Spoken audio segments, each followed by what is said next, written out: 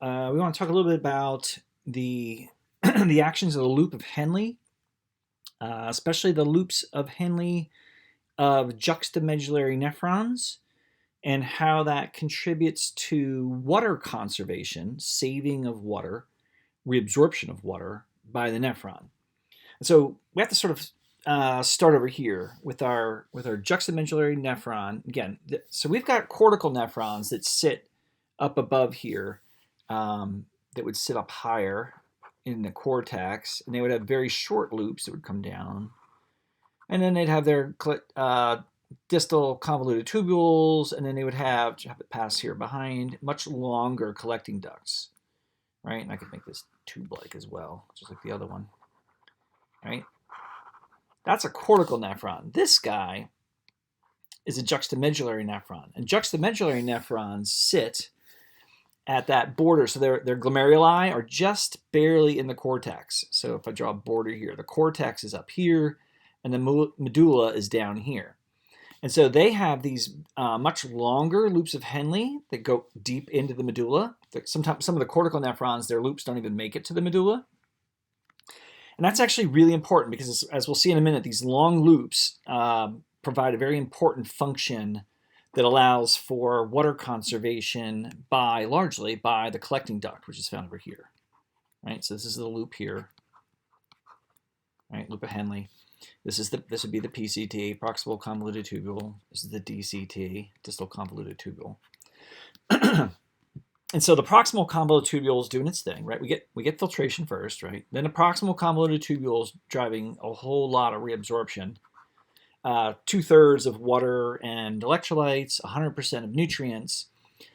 And then that solution, that tubular fluid, exits the proximal convoluted tubule and runs right into this descending limb, going down, descending limb of the loop of Henle. And in the descending limb, we really have one thing to remember, and that is that these cells are water permeable. They have aquaporins on both sides of the cell, right? So both sides of the cell here, and this is the ascending limb, but right, imagine this is the descending limb. You'd have aquaporins over here, and you'd have aquaporins over here, right? And that would allow water to escape, be reabsorbed from this descending limb, right? And we'll see why that water is coming out in just a second. That's really what the ascending limb does. It has aquaporins. It doesn't transport solute. That's a little bit of a lie. It doesn't transport a lot of solutes that we're interested in right now. But it is water permeable, and we'll see that the water is going to exit the nephron because of osmotic driving forces. Now, when we come around the bottom of the loop here, we enter the ascending limb of Henle. We're going to look at the cells down here. These are the ascending limb cells, okay? And they have actually very few aquaporins, so water will not enter or leave this nephron segment, but they do significant solute transport. So we have to look at the solute transport abilities here and sort of like what's going on. And so if we come down here, right, so we're taking a slice through here, and then we're coming down here, and we're looking at those cells close up, right? So this is the tubular fluid. Here's our nephron cut open. Right, we're looking at the lumen, the inside of the tubule here, and we have our standard transporters, if you will. We always have the sodium-potassium pump, right? And that's going to set up a sodium gradient for us. It's, of course, putting sodium into the interstitial space. So I could actually write that over here, right? It's putting sodium into this space over here. And it's providing a gradient for sodium to enter the cell on this side, right? We've made the intracellular sodium low by transporting it out on the basolateral side. And so it's going to come in the apical side over here, right, the luminal side, and enter the cell. Now we're going to use this sodium moving down its gradient. This is called secondary active transport again. Remember, this is primary down here because it uses ATP. Right, this is a pump. Up here, the blue transporter is a co-transporter, which is a form of secondary active transport. Secondary active transport always utilizes, I shouldn't say always, usually utilizes the sodium gradient for energy. There's a couple of exceptions to that rule. But it's usually sodium going down its gradient to move other things up their gradient. And so it's actually going to move also a single potassium ion and 2 chloride ions. Right? And so because of that, we've now created a gradient for the chlorides to exit the cell on this side and also be added to the interstitium. A lot of the potassium, we do have potassium leak channels, and so a lot of that potassium sort of going around in circles here, right? Coming back into the cell, leaking back out. Some of the potassium will leak in the other direction, leak back out of the cell, back into the lumen, which seems a little counterproductive. But it does make the lumen electropositive because these positive ions are leaking back in. This guy was this transporter is what's called electroneutral. Because check it out. Sodium's positive, potassium's positive, and then 2 chlorides, each negative. So it's not moving any net charge, right, in the movement of those ions. But look at the potassium. Some of that potassium is leaking right back out, and that makes the tubular fluid in here positive, which is going to repel other cations and cause their reabsorption. Okay, so the nephron is helping with lots of reabsorption of sodium and chloride and some reabsorption of these other cations, including sodium. Okay, now the really important bit here, though, was this bit right here, right? I'll add some color here, right? Where we are reabsorbing the sodium and the chloride, right? Significant amounts of it. And that is being added to the interstitium over here, right? I know it's a little small, but we're adding our chloride over here, we add our sodium over here. And think of that as sort of, it's on both sides, obviously, and there's lots of these nephrons, so they're doing it everywhere. And so they're adding solute to the interstitium outside of the descending limb, actually outside of the collecting duct as well, which will be really important. But in the descending limb, check it out, it's like shaking salt. The ascending limb is sort of shaking salt onto the outside of the descending limb. Well, that's going to suck this water out, right, osmotically. Okay, and so if we sort of start with no gradient at all, this is sort of how we maybe better understand what the loop of Henle is doing here. Here's our descending limb. Here's our downward flow. There's our ascending limb on the other side. And if we start with everything sort of being equal, right, 300 milliosmoles per liter, and then we sort of say, okay, turn on these transporters. Turn on this sodium potassium 2 chloride co-transporter. It's called the NKCC2, by the way.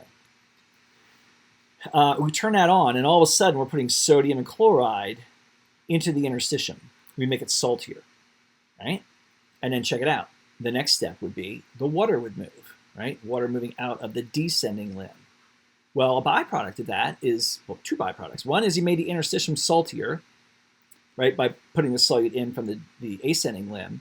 The other is you pull water out of the descending limb, making the tubular fluid have a higher concentration. Look, it's 310, whereas over here it was 300.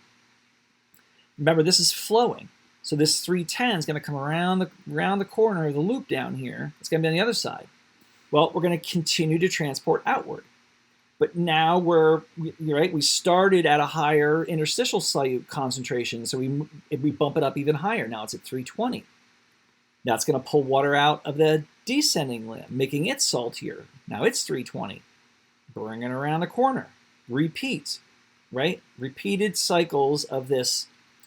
This is called a single effect is the transport here, right? Generating this gradient, this osmotic difference between inside and outside. You just repeat that, right? Pump solute out, pull water out of the descending side here, right? H2O is coming out, makes it saltier, which fuels these transporters right over here on the left. These transporters that are moving more solute out, make it saltier, pull more water out, come around a corner, transport solute, make the interstitium more salty, if you will, pull more water out, and you just repeat this, multiple times, right? As we go across the bottom here, and check out what happens. You end up with a corticomedullary solute gradient, a difference in the concentration in the interstitium between up here at the core. Remember our line right here is sort of cortex up here and medulla down here. So cortico into the medulla, interstitial solute gradient. Okay. Now, That is, of course, helping us pull water out of the descending limb, as we just saw. That's important, right? Because that's part of this, what's called the countercurrent multiplier. That's a really important term. The loop of Henle forms a countercurrent multiplier. The term multiplier means it's active. Countercurrent because the flows have to be sort of adjacent to each other. The descending flow and the ascending flow are running countercurrent in opposite directions from each other. Right? And so one side is sort of facilitating what's happening on the other because of that. So the countercurrent multiplier creates this corticomedullary solute gradient. And you might even say corticomedullary interstitial solute gradient, right? Because it's solute in the interstitium of the renal medulla. Okay, great. What the heck is the point of that? Well, the point of that is that that gradient, right, is sitting in the interstitium over here. Let me clean this up a little bit. Right, that interstitium, the salty interstitium, is sitting over here as well. It's everywhere, right? I'm just drawing it in one spot. And note, it's getting denser, saltier, the deeper we go into the medulla. Aha.